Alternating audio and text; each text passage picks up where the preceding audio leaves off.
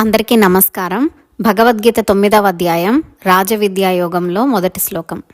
శ్రీ భగవానువాచ ఇదంతు తే గుహ్యతమం ప్రవక్ష్యామ్యనసూయవే జ్ఞానం విజ్ఞాన సహితం యజ్ఞాత్వా మోక్ష్యసే శుభాత్. అర్జున, నీవు అసూయ లేనివాడివి కాబట్టి ఈ యొక్క అత్యంత రహస్యమైన జ్ఞానాన్ని మరియు అనుభవపూర్వక విజ్ఞానాన్ని ఇప్పుడు నేను నీకు తెలియజేస్తాను.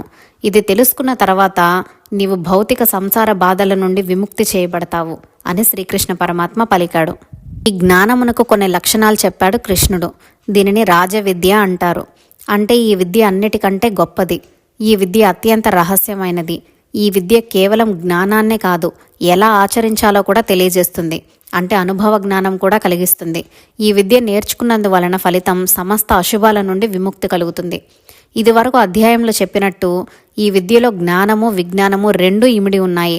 జ్ఞానం అంటే శాస్త్రములు వేదములు అభ్యసించినందువలన కలిగిన జ్ఞానం.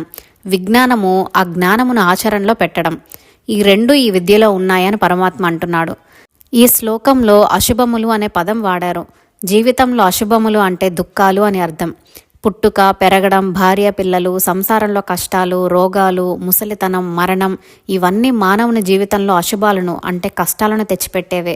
ఇవే కాకుండా మానసిక వ్యధలు కూడా మానవునికి అంతులేని దుఃఖాన్ని అశుభాన్ని కలగజేస్తాయి. ఇంకా శుభం అంటే ఏమిటంటే పునర్జన్మ లేకపోవడం. ఈ రాజవిద్య నేర్చుకుంటే పునర్జన్మ ఉండదు అని చెప్పాడు కృష్ణుడు.